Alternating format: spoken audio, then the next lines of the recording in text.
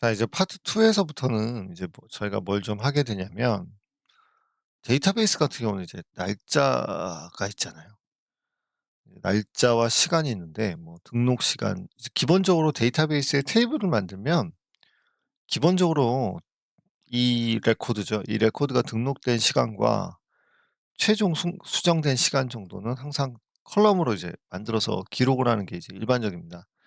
근데 이제 JPA를 쓸 때는 이제 두 가지 방식이 있어요. 하나는 하이버네이트의 고유의 그 어노테이션이 있거든요. 그거를 이용하는 방법이 있고, 두 번째는 JPA에서 지원하는 어노테이션을 활용하는 방법이 있어요.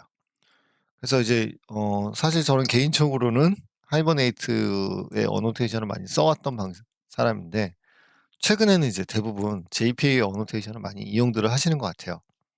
그래서 이제 고거를 만들 때 네 상속으로 빼놓으면 좀 편하게 처리할 수가 있어서, 이제 뭘 하나 만들 거냐면, 지금 이제 보시다시피 이제 베이스 엔티티라는 애를 하나 설계를 할 겁니다. 그래서 이제 엔티티라는 패키지를 만들어 줄 거고요. 네. 여기 보시면 맵드 슈퍼 클래스라고 보이시죠? 요거는 이제 뭐냐면, 이게 이제 어 부모 클래스로만 사용되고 실제로 엔티티를 만드는 클래스가 아니다라는 얘기가 돼요. 네. 그래서 이제 고거 하나 만들어 줄 거고요. 예. 그다음에 이걸로 이제 여기 보면 그 오디팅이라는 이 말이 이제 어떻게 보면 감시라는 거거든요. 그래서 요거를 걸어 준 다음에, 그다음에 이제 프로젝트에서는 enable JPA auditing이라는 걸 걸어 주면, 이제 그다음부터는 얘를 상속받은 엔티티들이 만들어지는 시간, 그다음에 뭐 업데이트가 되는 시간, 요런 것들을 이제 기록을 할 수 있게 돼요. 그래서 요거를 하나 이제 저희가 추가를 해 놓고 개발을 시작을 하는 거죠. 자, 그러면 이제 이번 시간에는 이제 뭐 좀 만들어 보려고 하냐면, 이제 요거랑 그다음에 이제 뭐죠? 예. 엔티티 클래스 이제 만들어 봐야죠. 그죠? 자, 패키지에다가 게스트북에다가 위에서 패키지로 엔티티라는 패키지를 하나 만들어 줄 거고요. 그다음에 이제 여기다 클래스를 하나 설계해 주세요. 베이스 엔티티라는 클래스를 하나 설계해 줄 거고, 베이스 엔티티 클래스의 이제 내용은 요거를 그대로 복사를 하겠습니다. 럼버 기능은 그대로 다 활용을 할 거니까, 그쵸? 예. 그냥 그대로 넣어서 이제 쓰면 되고요. 자, 근데 요거 해 주고 반드시 해 줘야 되는 게 있다고 말씀드렸죠? 이 전체 어플리케이션에 어노테이션 하나 추가를 해 주셔야 돼요.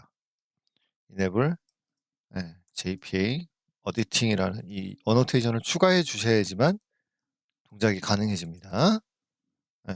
그리고 얘는 이제 투상 클래스로 이제 만들어져 있죠. 그다음에 저 같은 경우는 칼럼을 작성할 때 이제 REG 데이트는 업데이트 못 하게끔, 등록할 때만 딱 시간 주고, MOD 데이트는 이제 나중에 변경이 가능하게끔 요렇게 바꿔 줬죠. 자, 그리고 나서 이제 네. 이 그림은 제가 이제 왜 넣었냐면, 저희가 마이버티즈를 쓸 때와 JPA를 쓸 때 조금 다른 점이 있다는 얘기를 하고 싶어서요. 그러니까 마이버티즈를 쓰게 되면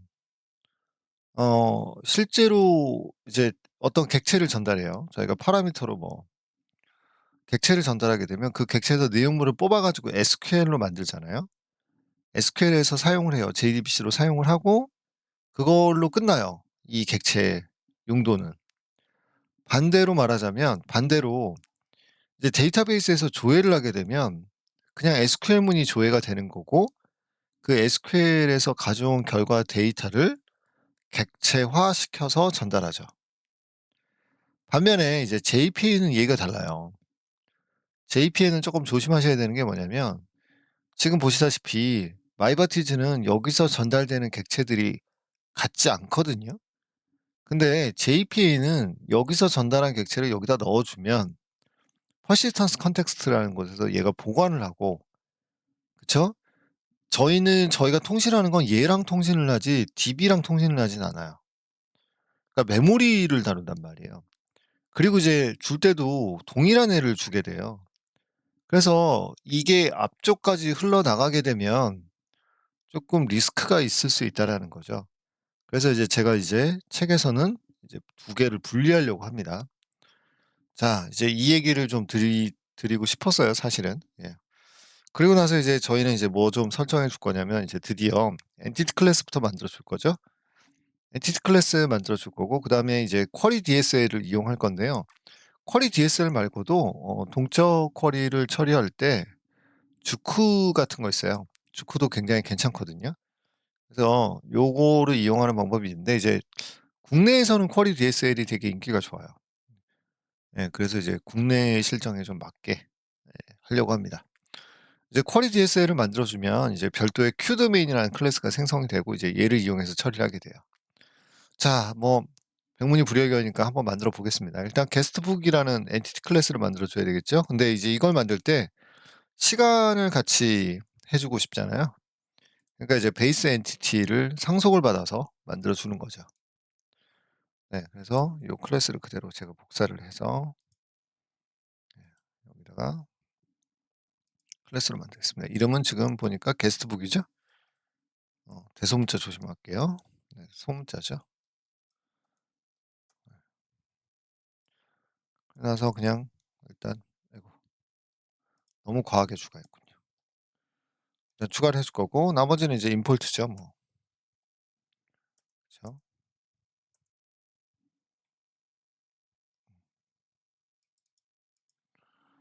네, 이렇게 추가를 해줄게요. 그리고 이제 빌더 패턴을 쓸 거고 근데 이제 그 지난번에 빌더와 좀 다르게 그냥 매번 순수하게 좀 만들어주는 빌더고요. 그리고 이제 투스트링 하나 넣어줬습니다.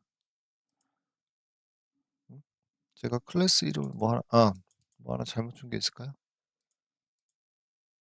네. 여기에 근데 이제 재밌는 거 몇 가지를 좀 하나씩 하나씩 소개를 해 드릴게요. 여기 보시면 이제 제너레이티드 밸류가 있어요. 이거는 이제 오토 인크리먼트를 처리하는 거고요. 그다음에 이제 아이덴티티 타입이 있고 뭐 여러 가지가 있죠. 네. 뭐 한 5 가지인가요? 가 있잖아요. 근데 이제 보통은 아이덴티티가 있고 또 오토가 있고 뭐 이렇게 있잖아요. 근데 이제 아이덴티티를 하게 되면 이거의 구현체죠. 구현체가 이제 알아서 결정을 하죠. 제 기억에 구현체였나요? 네. 그래서 지금 이제 MySQL이나 그 마리아DB 같은 경우는 그거죠. 저희 오토 인크리먼트로 처리가 됩니다. 자, 그리고 컬럼 어노테이션은 사실은 사이즈를 지정할 때 보통 많이 쓰죠. 네. 그래서 여기다 널러블을 해 주시면 이제 난널 처리가 걸린다고 생각을 해 주시면 되죠. 네. 그리고 이제 요렇게까지만 해 놓을게요. 요렇게까지만 해 놓고 그다음에 이제 프로젝트를 한번 네 스타트를 한 번만 해 보시면 이제 뭐가 생기는 걸 확인을 하실 수 있을 거냐면 데이터베이스에 테이블이 생기는 걸 확인하실 수가 있는데 요때 보시면 이게 만들어지죠. MOD 데이트랑 REG 데이트가 이제 만들어지는 거를 확인하실 수가 있죠. 그쵸? 네, 일단 여기까지요. 네.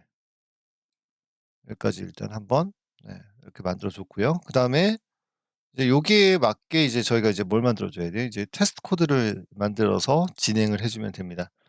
레파지토리 만들어 줘야 되잖아요. 이제 레파지토리는 동일합니다. 음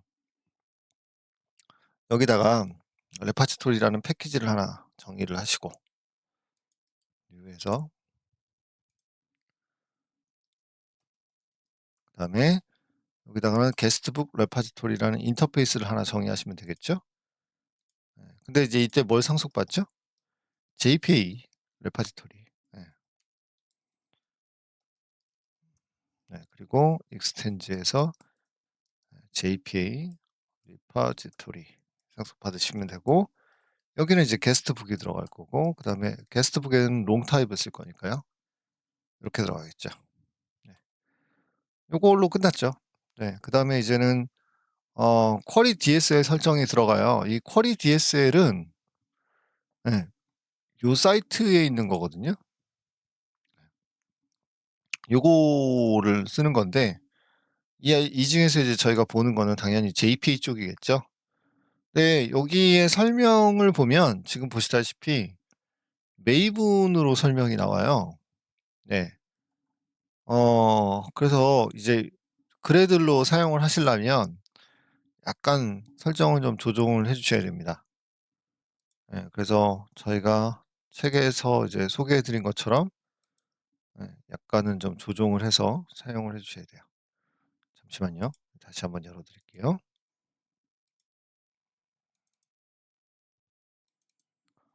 네.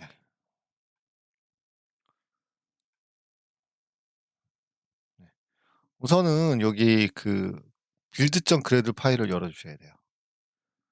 파일 중에 build.gred 파일을 열어 주시고 맨 위에 뭘 추가하셔야 되냐면 이 쿼리 DSL의 이 버전 이 플러그인을 추가를 해 주셔야 돼요. 이런 식으로. 그다음에는 이제 뭘 해 주셔야 되냐면 이제 태스 예 의존성도 추가를 해 주셔야 되잖아요. 예 요거는 이제 임플리멘테이션 해 가지고 디펜던시 항목에다가 추가를 하시는 부분이 필요합니다. 이렇게요. 네. 그리고 마지막으로 뭐가 좀 필요하냐면 태스크를 추가를 해 주셔야 돼요. 예. 태스크라는 거를 추가를 해 주셔야 되는데 우선은 여기는 내용을 간단하게만 말씀드리자면 이제 디렉토리에 뭐 하나 만들어진다고 생각을 해 주시면 돼요.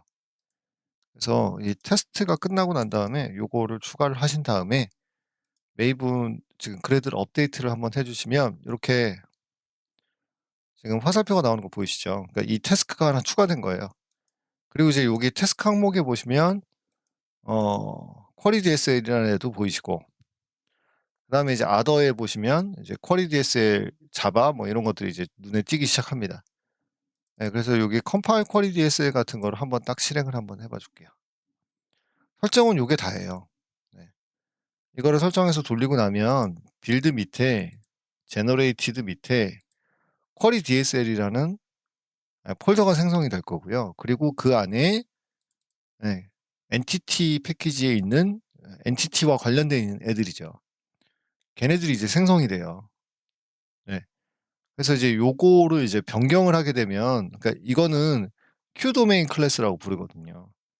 그러니까 저희가 검색 조건을 처리할 때는 얘를 이용을 해서 이 q 도메인 클래스를 이용을 해서 이제 처리를 하게 됩니다. 네. 우선은 요 정도만 일단 지금 세팅이 여기까지가 진행이 돼야 돼요. 요것 때문에 이제 에러들 처음에 되게 많이 나요. 근데 이제 한번 몇 번 경험을 해 보시면 네 그다음부터는 좀 수월하실 거예요. 자 그래서 요렇게 생성이 되는 거를 확인해 주시는 게 이제 제일 큰 일이죠. 자 그리고 난 다음에 이제 저희는 쪼끔 있다가 이제 이거는 좀 미리 해 놓을게요. 여기까지 해 놔야지만 이제 동적 검색이 저희가 적용을 할 수가 있어요. 그래서 이제 JPA 레파지토리 아까 만들어 놓은 거 있었잖아요. 게스트북 레파지토리라고. 거기에다가 이제 쿼리 DSL 프리디케이트 엑스큐터라는 애를 하나를 추가를 좀 해 주셔야 됩니다. 네. 요거를 추가하는 이유는 뭐냐면 나중에 얘를 통해서 얘가 그 저기 동적으로 만들어지는 상황에 따라서 동작하는 애를 실행을 해 버려요. 네. 그래서 얘가 있어야만 해요, 저희가. 우선 요렇게만 해 줄게요. 자 이제 여기까지 했을 때 아무 문제가 없어야 돼요. 그리고 나와서는 이제 나머지 작업은 이제 뭐냐면 데이터베이스 연동하시고 테스트하시는 작업이죠. 요 이제 엔티티 테스트는 한 번에 몰아서 좀 진행을 하도록 하겠습니다.